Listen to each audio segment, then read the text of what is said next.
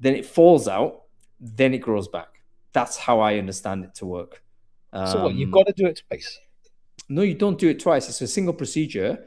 But what happens is the first hair that is grown from the retransplantation falls out, and then for some reason the second growth of it stays in. I mean, that's basically as I understand it. Okay. Anyone in the comments who's had a hair transplant, please give us your your thoughts. That's give it. us your verdict. That's it. You know, we're getting on because we're talking about hair transplants and, you know, the cost, the ROI of, you know, doing this work. But there we go. But anyway, I'm fascinated. Is this how it works? You basically do transplantation, hair grows normally, then it drops out, then it grows back, and that's it. Is that the procedure? Anybody know? Let us know in the comments. Anyway, welcome to Brain Food Live on Air, everyone. It is what episode is it? It is episode 361, and we're bringing it to you every Friday, no fail. And it's going to be a tough conversation to have today, folks. But it's one I think is quite necessary, given what we know about the world today and given sort of the facts of the matter. Loads of layoffs happening, obviously, with big tech in particular. I think this is a year where we once again have to, you know, get to grips with one of the more difficult challenges of leadership, which is how do you actually do any reduction in force in your team in such a way that you take care of your responsibilities for the business, but also take care of the responsibilities that you have for your staff, your team, and yourself. So that is the topic of today, folks. We've got a very grateful for our panelists who are going to come on. They've got direct experience of managing this difficult process, and they're going to share with us some information on this, on how it all works out and what they've learned from it. Anyway, let's do some sound checks before we go much further on. Folks, on Crowdcast, if you can hear and see Adam and I, do let us know in the comments whether the audio and visual is fine. Hello, Debbie. Great to see you, of course. We should be broadcasting this live across LinkedIn as well. So if you're watching this on my LinkedIn or Adam's LinkedIn or anybody else's LinkedIn, do let us know whether the audio and visual is fine there. Just drop us a comment in there. We are going to try and make this as interactive as possible, of course, because I think it's very important for this topic in particular for us to circulate as much intelligence and information as we can. Super important that we share what we know about this kind of task at hand. Okay, it looks like audio and visual is fine, which is good stuff. Let's get on with the show. Folks, we have to thank our sponsors because without Brain Food Live's sponsors, we won't be able to do this show every week. And today's sponsor, I'm pleased to say, one of my favorite companies, actually. I first came across them 2 years or so ago, and we did a founder's focus with the CEO, Maxime. Great conversation, one of my favorite sort of conversations one-to-one with the CEO. I'm very pleased to see that this company has gone on and done fantastically well with some massive global clients. And I think they're one of the ones that's going to really make a huge difference. It's met the moment. How do you handle high volume applicant flow? Mackie are the business that seem to have done it. But let me not take too much more of your time because I've got one of the co-founders here and he's going to come on screen and tell us all about it. So Ben, let me see if I can get you on screen here. And he can share us some intel. Hello, Andrea. Great to see you. Who else is here? Crowdcast is good. Thank you, Michael. And there's Ben. Ben, how you doing? We're talking about hair transplants, but this Ben obviously does not need. Ben, you're on mute, unfortunately. I did not want to make any comment on that part, so let's just move forward. Hello. What is your product? What is your secret, Ben? How do you get this growing in the way it's growing? We all need to know. Anyway, Ben, why don't you quickly introduce yourself? Who are you and what it is you do? And tell us a little bit about Mackie, please. Sure. So thank you very much for having us on the show. Hello, everyone. So my name is Ben. I am one of the co-founders of Mackie. I run product. And I saw that Sile from MetaView actually came with a contest last time he was on the show. So I decided to do something a little bit different, which was not to come with a contest, come directly with a gift for all the audience. But I'll get to that in a minute. Let me just give you a little bit of perspective about what we do at Mackie and what's our conviction. So basically, our convictions is that CVs are not a reliable way to make talent decisions. I think we pretty much all know that. To us, they're self-reported documents. They reward storytelling rather than skill. And now increasingly, you've got an AI system, which is basically vetting an AI document, right? So that doesn't work. And so what we want to do is change that. And actually, the topic that you brought up today, which is the reduction in force, made me think about a customer story that we have at Mackie. You might be familiar with that company. It's Wise, the British fintech. So they decided to actually re-internalize their customer care hiring globally. And it wasn't incremental, right? It was like, taking full ownership of a very high volume business critical hiring operations with very little resources. And they had to do that super, super quickly. Obviously, they had to protect quality. They had to stay aligned with the values of fairness and transparency. And so they came to us thinking that we could help. So that's pretty cool, right?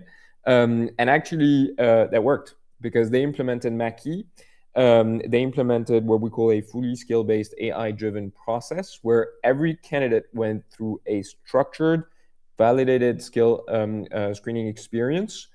And with 2 recruiters, they managed to screen 35,000 people in the span of just a couple of weeks to hire 300 people with a candidate satisfaction of 9 out of 10, right? So even with smaller resources, you can still achieve great things. And so we like to believe that Mackie is one of the products that can help do that, but obviously there are many other products that can do that. So that brings me to what is Mackie, right? So we are an AI hiring platform that replaces CV hiring with what we call skill-first evaluation, because we believe that traditional hiring relied on proxies like past titles, brand names, and so on. We don't think that these are proof of ability. They're at best signals, but we believe that if you want to ask someone why a person was hired, you need to come up with not a story, but a structured evidence method, right? And so this is typically what Mackie is about. And so what we do is we deploy either AI assessments or AI screening agents that can run structured adaptive interviews automatically. And so coming to my gift, because I promised a gift to the audience, right?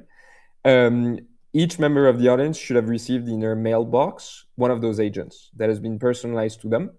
So it's like an agent hiring for one of their roles. So they'll be able to test that agent and see exactly how they can run a conversation with an AI agent that will produce scientifically backed materials. So the output of those conversations, and obviously we'll let the audience play with the agent, but the output of this conversation is going to look like this, right? A full conversation between a candidate and an agent with a full transcript from which we are able to extract both eligibility criteria, so objective factors as to why a person can actually be eligible for this role, but also, and this is what matters, the scientific foundation as to why we believe they have the skills to do that job, right? And so these skills are measured through scientific evidence.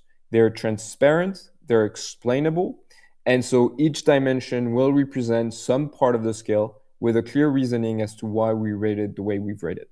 And so this is typically how a company like Wise can screen 30,000 people in the span of just a couple of weeks with only 2 resources, precisely because you have agents that are doing the work, and they're doing the work in an auditable, explainable, transparent way. So this is what we do at Mackie, and I hope you'll enjoy the experience of playing with the agent. Thank you, Ben. That's brilliant. Folks, check your inbox. There should be an email from Mackie people in there. And I do believe that's a personalized AI agent you can connect with. When you say have a conversation, Ben, is that like a text-based conversation or is it voice-based conversation? How is it working? Yeah, it's going to be voice-based because, it's a little bit difficult to assess someone through a series of SMSs. So this is why we want to make sure that we can run those conversations through voice. Also because there are a couple of companies that want to proctor the sessions of candidates. So it's obviously easier to do that through voice. Yeah. Okay, great. I mean, I've signed up, so presumably I've got an email there, so I'm going to give it a shot. I fail AI interviews. I have to say, I'm pretty regularly getting blasted out. I don't know why. Maybe my brain just freezes. But give it a go, folks. If you haven't had a go at being interviewed by AI, here's the example how it works. And what a wonderful case study in terms of high volume hiring there with Wise as well, a product all of us know. It'd be great also to get a case study if you have that, by the way, Ben. That's a useful thing for us to share with the community as well. So please do share that link into the chat. Sort of if you can find the link to that. Brilliant stuff. Okay, MackeyPeople.com. Thank you so much for coming on to the show, Ben. Enjoy the rest of the conversation. We're going to talk about it because basically reduction in force is a reality in our game. I think we look at sort of where TA was 5 years or so ago. We were probably very comfortable with a certain size, certain number of people required to hire X number of sort of new employees. With technologies like that, very obviously, we can do more with less. We've had to reduce numbers generally across the board. So today's topic is really going to be about how we go ahead and do that. What are these tough issues? Now, before we bring on our guests, we have to review the newsletter real quick because that's something we can't forget. Adam, isn't that right? Have you read it? One of these days, you're going to say no. Well, I noticed this episode 361. I reckon I've done about 220 of these or something like that, and I've never let you down. Even though this is meant to be a zero prep show, I always prep. So let's continue talking about the concept of AI interviews, and let's talk about what Glenn Cathy wrote on LinkedIn. He said that the paradox of this, right? On first glance, people seem to prefer to want to interview with a human over AI, right? And the reason for that is because of what I've learned about is impression management strategies. So that's like they feel like they've got the ability to use their rapport and charisma and generate influence and, make the interviewer like them. But actually, studies have shown that when given a real choice, most candidates, 78%, I think was the number, actually pick AI interviews and perform better with them.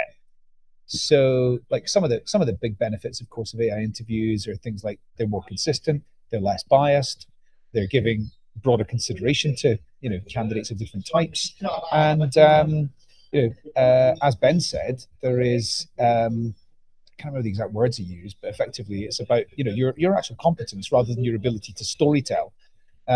So I thought that was quite an interesting one to check out, and I recommend everybody following Glenn Cathy. Yeah, absolutely. Glenn's a brilliant writer, and I've recommended him like multiple times, probably to the point where he's kind of probably think I'm some sort of weird fanboy. But that's not is simply the case. He just comes out with brilliant stuff. And by the way, Ben and Romain, do take a look at this link I've just shared in the chat stream. You need to get in touch with Glenn because he wrote a really, really interesting post with a new angle as to why people might prefer to perform better, shall we say, with AI interviews. But he also presented a case why certain people prefer a human interviewer because of this self-perception that the candidate thought they were able to better influence the human interviewer. So in other words, exactly as Ben was saying, you back your own storytelling capability to convert an interview where in fact maybe you don't quite have the competence for it. So again, this is just an angle I didn't actually take a look at, but yeah, I've just shared the link in the chat stream there. Definitely a brilliant article, one of my favorites from last week. Okay, give us one more, Adam, or a couple more actually, real quick. Yeah, all right. So let's talk about the reasons why you, Hung, are not an elite level genius, despite having been to the UK's top university. But you have been too Europeanized, and the land of your ancestors, China, is much more dedicated to building elite genius class people in order to try and dominate international science Olympiads and things like that. AI is a national priority with all these specialized programs designed to produce like real top global level, like the best in the world founders and engineers at scale. It's a very, very intense, on the individual, but it's creating extraordinary technical depth in China. And you see things like DeepSeek coming out, producing world-class models with like much less chips and much less cost than the likes of the US large language models, really challenging the assumption that the US is the leader in this. I thoroughly enjoyed getting behind the paywall in the Financial Times, so thank you for that, and reading all about it. Yeah, really, really interesting. China's genius plan. That was one of the best things I've read. And absolutely true. I'm not a genius, and I wouldn't say it's the failings of the UK educational system, but I can say that even though I did go to a good university in St Andrews, you know what? It was pretty slack. I managed to get through fairly much at 50% pace. And I reckon I would have fallen out in a much more strenuous, East Asian style examination system. No doubt about that. So there may You'd be have, something. you'd have thrived in it. You'd have just been boot camped every single day. Right, I'd all kinds of mental problems. I would have boot camp my way to some sort of mediocrity, I reckon. But anyway, really interesting approach. What I thought was really relevant here was because there is already a standard way to progress in education system in China, which is basically this kind of national exam that every kid does at the age of 18. Like everyone does the same test basically, and it's pass fail, simple as that. If you pass it, you go to a good university. If you don't, you go to a less good university. Hugely determinant in terms of how your life chances go. But this genius plan is a separate track for 100,000 exceptional students that don't have to do that. They've just been like identified early to say, you know what, we reckon this person has got something special. Let's not put them through the standard procedure. Let's put them through some different sort of way of education. And then you've got two ways to create excellence. And it got me thinking, like, do we think about that in recruitment? Because we tend to put everyone through a single gate, don't we? It's a single pipeline and a single way to assess for capability. Would it not make sense to have like 10% of your intake in a totally different way to get in? Because you might have a different way of doing it. Anyway, really good to see. But yeah, I do have a read of that post. It was courtesy of Financial Times. Really good. Okay, one more, mate, real quick before we get on with it. Right, one last one. Let's talk about the concept of talent marketplaces. I have been a big supporter of the concept of a talent marketplace for a long time. And I think it's really interesting the way that humans are now becoming absolutely subservient to robots, because the latest talent marketplace that I've just read about in Recruiting Brain Food is rentahuman.ai, where the AI agents can surf through their database of top-level human talent, such as Hung Lee, and they can access specialist skills to fill in the gaps of things that they can't do. I mean, is this not like a real seesaw moment when now we are on the database of the AI agents? Incredible. It's crazy. I've actually signed up to it, folks. And I think everyone should. This may well be the future. So this is rentahuman.ai. We all know, by the way, if you're using an AI agent, it takes calibration, right? So a human being needs to go back and basically confirm that these are the right results. If you've used any sort of AI sourcing tool and you're screening candidates, you are the human basically training the AI to get better. So that's the idea. But then the idea that this person's created a website to say, you know what, maybe some AIs, the AIs can just source a human being. Then, if you program an AI agent to do X, and that X activity requires a human expert to go ahead and confirm the output, then we obviously then need a human being to do that. And rentahuman.ai is, in fact, the website where you can sign up and work for an AI agent. How wonderful is that? Hey, it is dystopian for Nula. I totally agree. But you want to just give it a shot and just see what happens. I'll look forward to seeing someone who's actually ended up working for an AI agent. I'd get them on the show. Let's do a Brain Food Live on that. What are the so rates? far, no takers for me. What rates are the agents offering? I'm not sure. I'm not sure how the bidding works. I'm not sure how anything works. It may just be a joke site, but yeah, check it out, folks. Well worth having a look at. Living wage, right? Maybe not. Yes, maybe not. It'll be like, I wonder whether it'd be like Merck or something like that, highly paid, but potentially, you are training your replacement, so to say. All right, Adam, before we get onto this, it may well be you do have some experience of this particular topic, reduction in force. Have you ever had that? I'm not sure you have, because you've grown companies and sold them, haven't you? So have you ever had a situation where you've had to let people go en masse, so to say, rather than personal sort of stuff? Not en masse. No, I mean, I have had to let people go. In the past, I've had to make several people go. The communication is really vital around like what it means and what it means for the people that are remaining. Right sizing is really important. Like for every organization, it is, I believe, a massive, massive problem for a company if the leadership are not strong enough to right size their business and they hang on to people and because they feel sorry for them or whatever. I also think it's a massive problem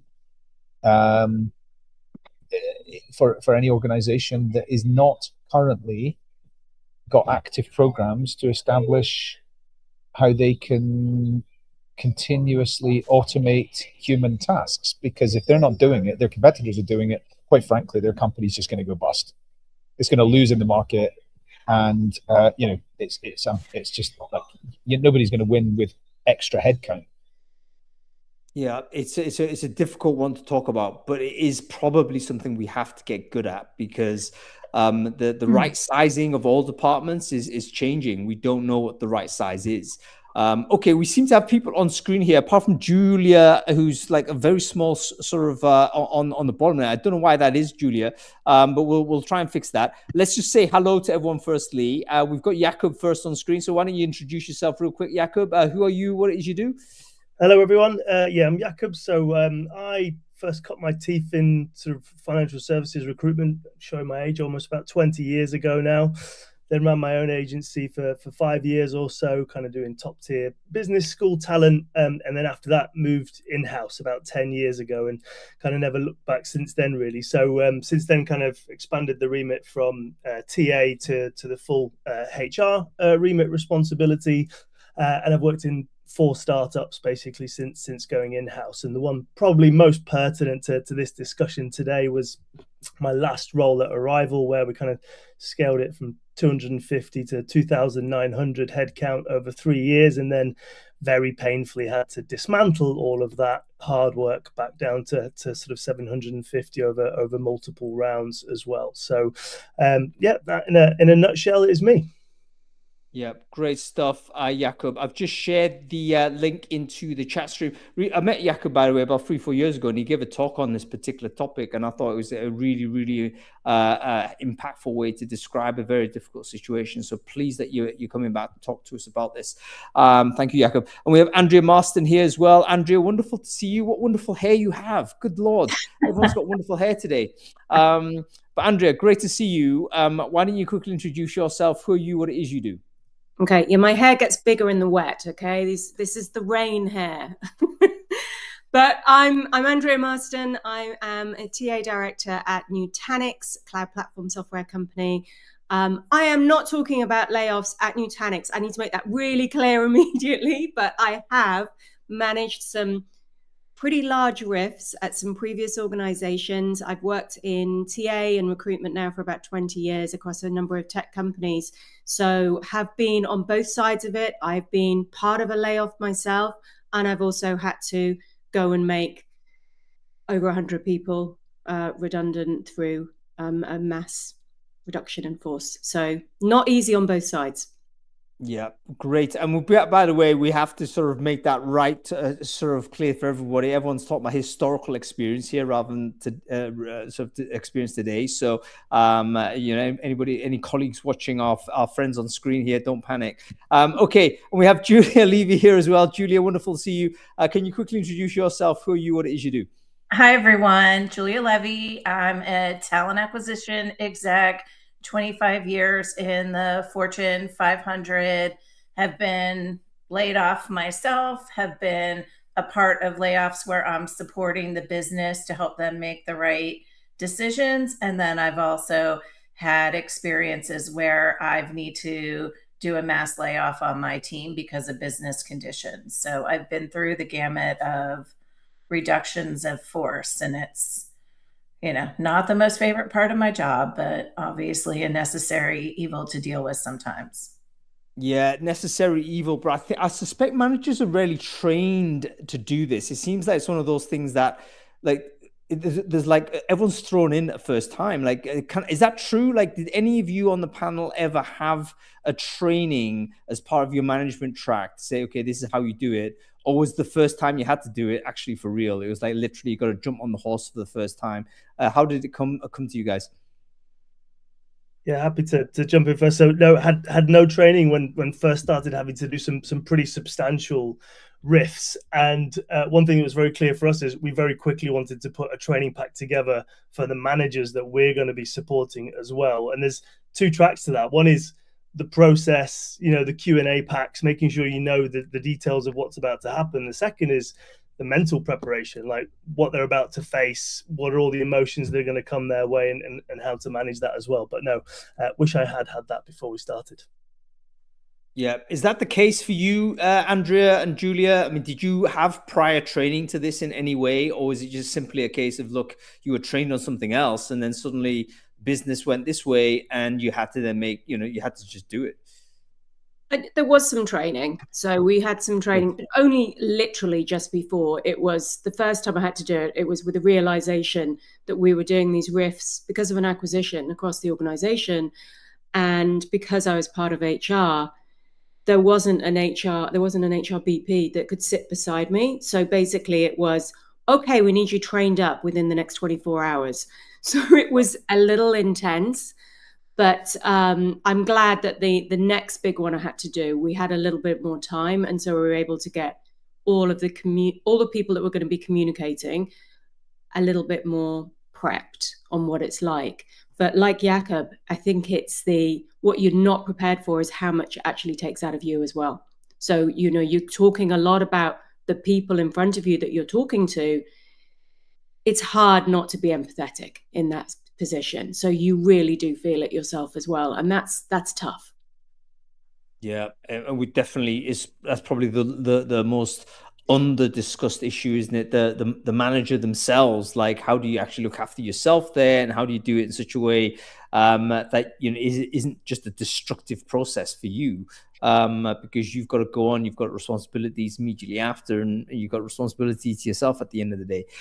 Julia Levy, why don't we train managers for this? I mean, is it just naivete? Is it just one of these where I don't know. It's almost like do you train to crash a car properly? That kind of thing. Is that how it works? It's like disasters we don't train for, even though obviously we should do some disaster recovery. Really, I mean, we do that in IT, don't we? We plan for things going wrong. Why is it we don't plan for this in management? It's really interesting. I was thinking in my experiences, I think similar to Jakob and Andrea, was that when we knew that an acquisition or merger or reduction in force was coming, we would have training as part of that work and preparation. At some companies that I worked at, we had the training that we did the time before, and we'd pick it up and dust it off and update it. But it's never been in any formal manager training, not the yearly training. I would never think about it as part of my hiring training. But I think like a prenuptial and things like that, it really should be. I think how to deal with uncomfortable situations, how to deal with business dips and things like that should be part of that management or leadership training that happens across the organization. I don't have the answers as to why not. I think maybe people don't want to think about death, and they don't want to think about things like reduction in forces. Even mergers and acquisitions, I've never been through a formal training on doing that. Those are the things I like to call the missing manual, that you have a mentor or someone, or you reach out to your network and you figure some of those things out. Yeah, you really make. I mean, again, we don't want to get into a kind of a doom and gloom scenario, but we don't think about the end times, right? I mean, how many of us have planned our own funerals? You remind me, I should do that. Really, someone else has got to do it. Why is it their responsibility? Actually, make it easier for others. So maybe it's just a human thing where we don't like to think of it. We don't put any resource towards it, and when it does happen, it's difficult. The reason why I want to do this show sort of this season is I think that reductions in force are going to be much more common for almost every head of function going forward, simply because organizations are transforming, they're changing. We don't know what right sizing is anymore. So presumably right sizing, when you don't know, is typically downsizing. And so we're probably going to have to get better at this. So let's move our heads towards that. How do we get good at something like this? Is there like a methodology that has emerged in your own playbook that you can say, you know what, if I had to do this again, these are the steps I'm going to take? Jakob, go you first. Yeah, so I think from with hindsight and experience, solid preparation is key. What happens in reality, though, is you're under a lot of time pressure. At times, it is like, we need to do this and we need to start it within a matter of days, and so you're really constrained as to how much time you have to prepare. But having a really tight process, knowing the preparation to get that process tied up, making sure that the comms the comms is one of the most important pieces of this. How do the leaders communicate to the business? How do we make sure that the comms that narrative is exactly the same throughout the whole business? And that again means training managers to make sure that they know what they can say, training people not to make promises that they can't keep because they feel incredibly awkward in situations. That's often where lots of problems happen. So I think preparation, a clear process, a really tight comms plan, and as much training as time allows. Yeah, really good. I'm nodding away at all of your stuff here, Jakob, what you said, but Hayden in the comments has said something really interesting, which is a script can feel stilted. And then it just reminded me of some of those TikToks, you know, when people, was it a couple of years ago, sort of people were recording their own kind of redundancies, and you had this terrible Zoom experience where the manager would come out with this literally scripted line. A HR person would be next to them and they'd come out with another scripted line. I'm thinking, wow, there's no humanity in this. And even though they may be ticking the boxes from a compliance point of view, it's so much arse covering that it feels like, is there a better way to communicate with a bit more humanity? What are our thoughts there? Are we obliged to just simply like play it by the numbers because it's too high risk to get it wrong? Or is there some space for us to be a bit more humane? Julia, you got thoughts on this? Yeah, I never would create a full script. We'd give talking points and things that you can focus on or to stay away from. So we would provide that guidance. We would also give people the opportunity to run through a practice scenario. So think like interviewing.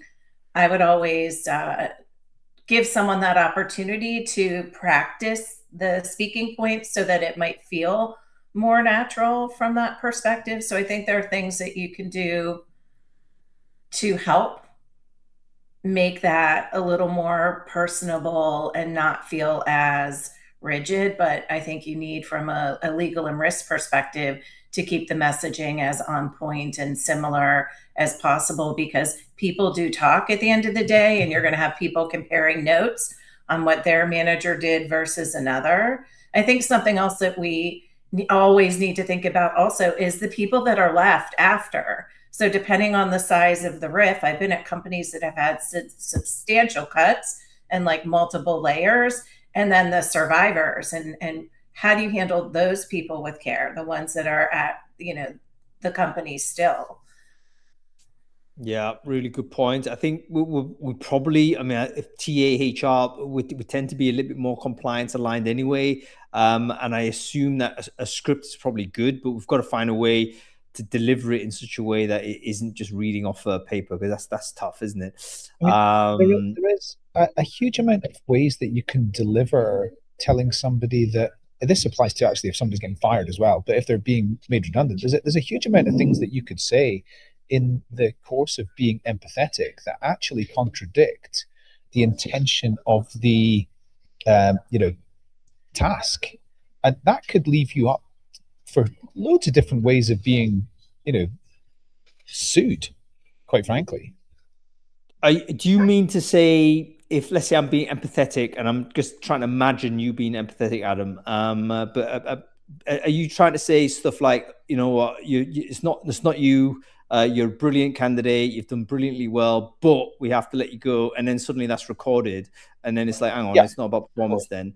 If it was my choice, I wouldn't be letting you go. Or, words like that, they are the sorts of things that people can, go and quote in like litigation. Yeah, you'd be live streamed as well. Never mind getting quoted. I mean, this is probably recorded. It's probably blasted out. There's no control on that. So yeah, you can't have you can't have a weak personality doing it. And even if inherently maybe you are a weak personality, I consider myself a weak personality, by the way. But if don't like confrontation, etc., don't like people crying on me, all these things, but if you're that type of person, you kind of got to think, okay, you can't allow your natural sort of inclination to be empathetic to actually get you into trouble. I think that's probably right, isn't it? Wouldn't you say, guys? I don't know. I'm agreeing with Adam. I find myself shocked at this, but I think people are generally really uncomfortable in these situations. Not many people are comfortable in this situation, or do it on such a regular basis that they've developed a muscle that's really smooth in these scenarios. And so I think people's natural inclination to be empathetic does, unfortunately, those fillers, those things that come out, tend to be things which aren't actually helpful in the process. And so, unfortunately, a script might sound robotic, but at least it doesn't give people any misinformation or crossed wires about exactly what the process is and what's happening. Right. Let's go on, Andrea. Go on. Yeah, in my experience, you've got a script because it's really clear why that riff is happening, and so you have to be hitting those points. But the reality is, we're talking about empathy and what you can do and prep for this. On the day, you've just got to get through it. But before that, it's coming. It's never a surprise, and you've got plenty of time to actually prep those people you're going to be doing the riff to. And it's not about, giving them a heads up, you're going to be made redundant. It's about if they've got any kind of commercial sense, you will know that this is coming, that there's going to be a reduction in force, that there's probably going to be some layoffs happening. I would question whether anyone in an organization where there's been mass layoffs has not thought this might come. So that's where we need to do more work. That I think for the managers, that's probably correct. But for the individuals being impacted, it's not always correct. And I heard somebody who worked for an RPO company we all know, who told me a couple of months ago or a month ago that he was named in the company all hands on the Friday as having been an exceptional performer, and then riffed on the Monday. Like out of absolute, did not expect it, having been there for years.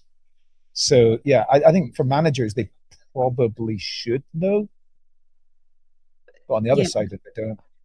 It comes down to even maybe even managers get made redundant. Actually, the management tier has been a significant chunk of the redundancies that we've seen over the last 3-4 years or so, with this flattening of organizations, probably as a result of artificial intelligence reducing the requirements to carry information up and down the ever thinning pyramid. Is this? It kind of leads us to who is how transparent is the decision made on who is let go. So your friend, using your example, Adam, probably felt, look, there's no chance it's me because I performed this, that, and the other. But clearly the calculation as to why this individual was let go maybe was something that he didn't think about, which is probably cost. Maybe he was an expensive resource, and that was the reason. The latest tranche of Amazon sort of layoffs had a lot of super tenured people let go, and they were all taken to social media saying, I couldn't believe this. And then you think, hang on, it's got to be the numbers. It's got to be purely the fact that they're sort of heavy on salary. So how do we make the decision as to who to let go? Is it purely finance says this, or do we have levity? How does it work? Is there a scenario where they come to you and say, you got to lose 5, you choose out of your 10? Is that how it is? The nods on heads there. So that's how it works then, right? Crikey. It can be location as well, right? It's, this is the policy you've got to follow, and then you've got to make your org fit. Absolutely. To the example of somebody being a top performer on Friday and let go on Monday, And it's what the new business objective is that you have to basically realign the new org towards. And so what the objective was 2 weeks ago and what it is tomorrow can be entirely different. And so just being a top performer in your particular part of the organization doesn't necessarily protect you from the axe, unfortunately, because it's just that change of priority. And I think the whole thing about being defensible, should anything go to court, it has to be defensible. And defensible means, can you honestly justify why this person was made redundant versus this person? And the way you do that is saying, these are the new business objectives. The best way that we can achieve those objectives is by having this type of skill set and this type of experience, and that's why this decision was made. So it's very much down to the sort of the managers and the leaders. Yes, the number comes from finance, but the rest is very much down to the orgs. I will say I love that across the pond you go through consultations, and it is a much more structured environment, whereas in the US you're employment at will, and in many states, not all. And I think there's a little more loosey-goosey there sometimes, whereas I think about when I was at CommScope and it was a reduction where I had to get permission to let my management team get involved to help really make sure that as we're making some of these decisions that we're looking at people's performance, and pay. Like, it was a lot of different variables, but that we did have that structure that was defensible if there was a situation. And most of the organizations that I've been at have been a part of that. But I'll say with the CommScope one, I got my managers involved. We gave my CHRO the list. They were asking me, am I on your list? And they weren't on mine, but I didn't know what happens when this, what conversations is the CHRO happening that I'm not involved in. And then a week later, ahead of the RIFs, she's calling me and saying, the list I gave her was like 50% of my team. The list she gave the CEO was 70% of my team, including me. And that's just the reality of business, especially in a financial situation. They weren't hiring. They didn't need the kind of team. They moved the team over, and it goes without saying that obviously the employment law environment is going to have a big determining factor in all of this. There may be kind of a best practice that runs across the piece, just how to be human, how to lead in how to efficiently get something done, but do it with humanity. I think we'd all agree that's probably what we want to do. But obviously, there's more a penalty or risk of penalty of getting it wrong if you've got strong sort of workers' rights and so on. So yeah, I totally hear what you're saying, Julia. Let's move on to talk about how you make the decision from the team. Like, the scenario is you've been told you got to lose 5 out of 10. How do you do that? Is it purely based on performance? Do you look at things like disparate impact? So for instance, let's say you've got an average to medium performer person, probably be on the level needs to go. You realize actually he's supporting a family of 6 or something, and this person losing income is actually a lot of people losing income. Do you think about that? Is it our role to think about that? Do you think about team cohesion? Like, maybe you have someone who is an individually poor performer today, but that person is involved in a team that is perhaps you've discerned as a toxic team, and you think, what, the potential's there, we could rebuild this person somewhere else, but we want to keep them. Like, how do you make the decision? Is it purely based on a calculator, or is there some human judgment applied here? Tons of human judgment is my answer to that. Absolutely, lots of it. And again, to my former point, it's about what we're trying to achieve moving forward. I might have the best tech recruiter I've ever hired in my entire life in my team, but if we're going to be doing very little tech recruitment and I need somebody who's actually much better at being able to hire across 3 or 4 different verticals, and they're a better sort of stakeholder manager, that person will probably be my choice over, as painful as it is to let go of the best tech recruiter you've ever had. So there's loads of nuance depending on the situation. Yeah. I always looked for the agility and flexibility of the people that I was joining, because if you've got a much smaller team, they're going to have to do a lot more. And so you need people that have got that much more of a utilitarian play. But also you usually need to have a mix of different levels as well. So, you know, you're thinking, oh my God, I'm getting rid of these amazing recruiters that are top of their game, but I can't keep everyone that's a principal, for example. I've got to slice the organization all the way through, which also means getting rid of the managers. And it's really tough making those decisions, especially when you know them personally, you know what their background is. And to take yourself out of that is horrible, because you know that you're going to be absolutely destroying their lives and there's nothing you can do about it. So you can't help but feel for them.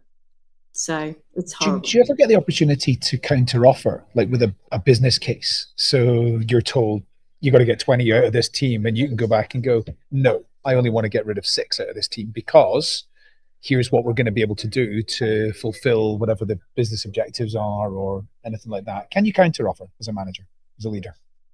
Yeah, I mean, I've moved people around. You know, I've tried to fill the holes in other places, and if you've got a good business case where you can say, right, this is the impact. I mean, it's all about money at the end of the day, isn't it? So if you've got a business case, then fair enough. I've also, and I think probably, I wonder if the others have done this as well, where you know it's coming, so you've actually ended up holding on to a couple of people, knowing that when they're going to ask you to cut 5, that you haven't made any cuts too early, and then you end up having to cut 7 because you already let 2 people go in anticipation. So trying to do the right thing for everyone is a lot of mind games going on as well. Yeah. To Julia's point as well, I would say actually the UK system of consultation has resulted in lots of changes to what the leadership first actually asked for. And that's because, you know, you have to make certain decisions top down, but actually the amount of context bottom up that then gets fed in to the leadership has actually made like quite drastic changes to what the original plans were. So I think hats off to the UK system for that and for giving the time to allow those conversations to genuinely happen and actually create some change. When I've been in organizations where I knew, like at CommScope, that financial distress was going on in the company and that we were going to be doing layoffs, I also would manage via attrition. So if there were certain seats, someone left because they knew, I mean, you can't hide a company's financials, right? Or some companies can, I guess. But I wouldn't backfill certain roles because I knew that would help the larger picture. From that perspective. And I had something else that was so brilliant and I forgot what I was going to say. So it'll come back to you, Julia. Don't worry, it'll come back to you. Like 2 hours from now. You know what? Pop me an email on it. I want to get all of the juice out of this one, Julia. I'm very tempted to just go with like the spreadsheet approach. I can now understand why it is easy to go on some kind of just single broad rule to avoid having to individuate these decisions. You know, to be able to say, look, we've just drawn a line under the on tenure. It could be, you know what I mean, the first come, so last in, first out policy, because that's fair, and therefore it's not a human decision. It's literally the system. Or it could be on salary, where you say, you know what, we've just looked at, you know, what we're looking to get revenue per employee, and we've just calculated the numbers, and you're too expensive, mate. Sorry. That's not, it's kind of like, is that the best for the business though? No, it's not. I'm not suggesting we do this. I'm just kind of applying. I guess I'm kind of extrapolating my own cowardice and trying to think. Okay, I can understand how people might invoke these rules in order to avoid having to say, you know what, I've made the decision that we're going to go forward in this direction. It's on me, and in fact, I've decided to let you go because that's tough, isn't it? Jakob, you got experience to share? It's tough. But it's absolutely the right thing to do. And I think the more that leaders can show up, take full responsibility and absorb the heat and the direction from everybody as much as possible is the right thing to do. The further you go down, the less people have had influence over those decisions to let them be in the firing line of the questions and the whys. I actually think, the most brutal part that I've ever had to do for my own team was reduce the team from 37 down to 17. And I had managers within that team But the meeting I called with my group was to say, all of these decisions are mine and mine only. Any questions should come directly to me. Please come and speak to me. I'm the main source of the decision making. And I had managers messaging me saying, I'm so grateful for that, because I don't know how I would have handled it. And the truth is, I lent on them for insights, but I made the ultimate decision. And I think more leaders that can do that, I think it supports the rest of the organization. And that lends into the how do you learn how to do this, right? I meant you involving your leaders in some information, but you made the ultimate decision. In my CommScope experience, I got permission to read my management team in to help make some of those decisions. At the end, it was my ultimate decision with the CHRO, but it also gave them exposure to this process. Do you know what? That sense of ownership of the decision. What did you say, Jakob? The source of the decision is me. I think that's a very powerful thing to say, isn't it? Because you're not, as I say, the alternative is to blame the system, blame the spreadsheet, blame the financials, blame the external market. All of that is kind of it doesn't really make a difference. What makes a difference is to say, look, listen, I did make that decision. It's me. And I think that's courage. That's really good. Put some grey hairs on the chest for sure, though, no doubt.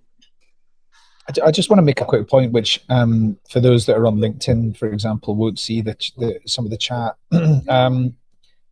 Michael made a point, which is that if the firm doesn't have the money to pay the people, it enables getting on with it, just enables everyone to move on, and it's painful, but less so than waiting. And my response to that is that if you're a company director, especially if you're a CEO, but if you're a company director, your commitment is to the company. It's not to the employees, unfortunately. They are just by default the second priority, and so you need to make sure your commitment is to making sure that the company is successful for shareholders, and that is the director's commitment. Otherwise, you're risking. If you don't get on with it, you are risking the organization. Yeah, no question. That's true. Yeah, brutal but true. And there's also a case where there's different circumstances where the rifts happen, isn't it? Because I think if the company's on the verge of bankruptcy and it's collapsing, everyone can see the fire, the closing signs coming up. We all probably are looking for the exit sort of door already. Where it's most difficult, I think, is when the company is successful. The Amazon classic example. I mean, they're not in danger of going under. They're actually, massively in profit. They just reshaping their organization for what future they see is going forward. That's when I think is you've got a different flavor of what the rift means there. Yeah, super interesting. Okay, let's kind of by the way, folks, I should do this. Okay, I've forgotten how to do this recently, but we've got to get back to it, because one of the reasons why we do Brain Food Live and do a live stream is because we want to make sure conversations flow through the ecosystem. We want to make sure everyone is heavily networked, better networked before having watched this show than they were before. So we want to make sure that if you want to continue this conversation, please do so with the people that are also watching and listening and learning with us. The way to do that is quite straightforward. Grab your LinkedIn URL, share it in the chat stream if you're watching this in Crowdcast, and then connect with everyone else who's done the same. If you're watching this on any of the LinkedIns, I think Adam Gordon's LinkedIn, my LinkedIn, probably Rob Walker's LinkedIn. If you're watching it on any of those places, do the same thing. Grab your LinkedIn URL, chuck it in the comments thread there, and then anybody else you see do that, they're basically signaling, look, I'm happy to connect with you, and potentially that's a person you could talk to about this topic. Because I think there's probably tons of people that are sitting there having to deal with this, totally feeling that they're by themselves, whereas in fact there's a huge ecosystem of collective intelligence you can call upon that might be able to help you with this. All right, let's switch tack into actually before we do the how-tos, let's talk about AI, particularly how AI is a decision-making support tool, isn't it? Are we going to get to the point where artificial intelligence plays a bigger role in terms of determining how many people are let go and who gets let go? And how does that then change the human decision-making aspect? Do you think the human judgment aspect is going to recede in the ongoing future as artificial intelligence learns more and more about how our businesses work, and it could, objectively, quote unquote, point to certain decisions being correct. What are our thoughts on that? Adam, I'd love you to get your thoughts to kick off on it, actually. I mean, the answer is yes, definitely, because it simply accelerates our ability to understand the data and analytics. We already probably have the information, but AI just makes it like, can make it a 60-second job rather than a 3-hour job to really understand, where the profitability in the business is coming from, which areas are not contributing to top or bottom line growth or product development or whatever the company's objectives are. So I think it just accelerates managers' ability to really understand what's going on in the organization and make the right decisions. Yeah, and quicker may be better, so to say. Like quicker might be. Sorry, Julia, I'll let you come in a sec. Yeah. But quicker might be better with the AI, and I'm just thinking also, if AI is the way Sir Adam describes it, you might sort of get away from having these big chopping situations, because AI may in real time be able to identify what you've got to do in terms of business shape and make sort of smaller decisions all the time, I guess. I mean, go ahead, Julia. Oh, I was going to say, I could imagine running all my data into AI to kind of analyze based on, performance and metrics and KPIs and all of that. But it shows the what and not always the how. And there is that bit of people element in there as well. I've had recruiters that had great metrics, but how they showed up and how they did some of it really put off candidates or hiring managers. So the commentary that was coming back that we'd then have to dig into and coach and train. So I think there's layers to using it. I think you still need that human behind it, right? I wouldn't want AI making the decision, and most companies don't, but I think it can help run through scenarios and things like that at a better way than I ever could. Yeah, it can model it out, couldn't we? Because pre-AI, you're sort of making these guessing decisions, and we've made mistakes like cut too early, with cut too few, etc. AI should help make more accurate decisions, hopefully. But yeah, very interesting where we're at. Andrea Marston, your view on artificial intelligence? How has it changed sort of the risk situation from a manager's perspective? I think there's a real. I haven't seen it yet because we've not gone through a RIF since AI has really come into this part of it. But every time you go through a RIF, you're trying to. I mean, my TA team has always had to work through are we able to find them roles elsewhere in the organization? What about the reskilling and all that sort of thing? So you try and reposition as many people as you can. It's in the business interests, in the individual's interests. It's all good, and that piece of trying to match people up with completely different roles than they've been doing, that's going to get a lot easier if we are using AI with our skills and how long is it going to take for someone to ramp up in their new role? Is that going to make more sense than going fresh out to market? So I think there's a real potential there for the reskilling of our internal population, especially as we go through these risks, because they're never going to go away, are they? So we just need to be better at being able to do that at scale. And in my experience, even though you've got the consultations in Europe, you've still got a limited amount of time that you've got to go through this. So depending on the country, you've typically got 3 to 4 weeks to be able to get someone into a new role before they get rolled off, and then you can't hire them again for X number of months. So it's really time pressured, and I think AI's got a real potential to help with that. Yeah, really, really interesting. Jakob, go to you on this AI impact. I mean, let's teleport you back 3-4 years ago. You had to make those decisions. How does AI change those things? I mean, what do you reckon? Yeah, absolutely. I think it can support with better modeling, understanding the numbers better. But let's be clear, AI can support with the data that it has. And there's a huge blind spot that the AI does not have, which is the data that us as humans retain from seeing how people show up on a daily basis, the impact they have, the cultural impact. That is stuff that is very rarely actually recorded in any way, which can be used by the AI. So it can definitely support and speed up the process, but they should never be able to make the final decisions. Yeah, institutional knowledge, Jakob, the sort of tacit sort of information, implicit information, the stuff that's never written down, never documented, but this is how complex systems work. Yeah, human beings that are embedded in those systems will definitely know more about it than that. Okay, we've got 1 minute left, but we're going to just extend it just a little bit further because I want to go to what did you learn, and how would you get better at sort of this difficult challenge? And maybe some of the people listening in would want to improve on their ability to manage this tough challenge. Maybe some people are confronting it for the first time. Maybe they just simply want to get more prepared. So what's the advice, one bit of takeaway you would say to that audience? Jakob, let's go with you first. I think training the managers that will be involved to understand that they should be extremely careful about the potential they think they have to make changes or to make promises, because that's where some things have really fallen over in past processes. I've seen managers feeling like they have the power to make a change, and they make those promises, and then those changes can't happen. That is the worst possible outcome, to raise somebody's expectations and then not to be able to deliver on those. So I think it comes back to manager training and process.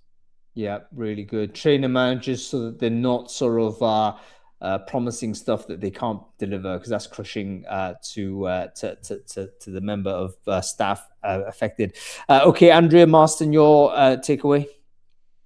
I would advise any TA manager trying not to be reactive to the rec load and then just hiring extra people that you're then going to have to lay off later on. So don't overhire in the first place. And with that, it is about trying to create more flexibility in your team so that you're able to move people into the right place. Then that's going to mean you're going to have less rifts to do in the first place.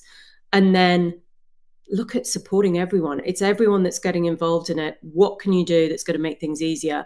I love the fact that I've helped so many people go and find new jobs. We're recruiters at the end of the day. We've got great networks. So do as much as we can to actually help those people go into new roles. Yeah, we haven't even talked about that as the part two. Like, in fact, there's loads of things we haven't talked about. We haven't talked about the people who are left. We haven't talked about how you can support people going forward to the next stage. And in fact, some of the good examples of where people have done reduction in force well, those are big components of it. How do you actually help people progress to the next stage in their careers? Maybe a room for part two on this. Julia Levy, what's your one takeaway you want to give to the audience about how to do RIFs better? I think we touched on it at the very beginning, is that it's not part of training for your teams and your managers, and that we should be building that into leadership and management training. If someone gets promoted into a manager role, include those difficult conversation type scenarios and start normalizing. Not that you want to be doing layoffs and RIFs, but it happens in mergers and acquisitions also. So start normalizing those types of activities and conversations sooner, so that maybe you're not having as many issues during the processes. Yeah, that makes perfect sense. It's like, listen, different institutions do disaster recovery as part of the thing. We need to have that within our business. We need to prepare for all eventualities. Okay, thank you so much for our wonderful panel. Jakob Zolinski, great to have you on the show. I think your debut, definitely bring you back if you're for it. Andrea Marston, you're a favorite here, so we'll definitely bring you back whenever you need to come on to the show. Thank you so much for your wisdom. Julia Levy, great to see you, and thanks for getting up so early to join us for the show. We'll definitely get you back if you're up for it as well. Okay, that's about it, everyone. I hope you got some value from this session. I hope I wouldn't say enjoyed it. It's a tough conversation, but it's important we have conversations of all types on Brain Food Live, because we are in a world that is changing so rapidly, and a lot of those changes are going to be deeply uncomfortable. And one of the things I think we've got to all get more comfortable with is that sense of discomfort. Our comfort zones basically have evaporated. Okay, that's about it. Thanks for watching. If you've enjoyed the show, follow the channel. If you're watching this on Crowdcast, we do this every week. If you're watching this on LinkedIn, go over to my profile and follow the profile there. Essentially, I host Brain Food Live via a LinkedIn Live every week, and you can just watch it there if you prefer. Okay, that's it. We're back next week. We're talking. What are we talking? We're talking about moving from talent acquisition to talent operations. Is that the future of the function, folks? Got a really interesting bit of research from our friend Jamie Leonard with the RO100. I want to bring on some heads of TA that do think that perhaps the A is going to change, and we're going to be much more of a talent operations function going forward. Join us to find out what all that means. We'll see you next week, same time, same place. Thanks for watching, everyone.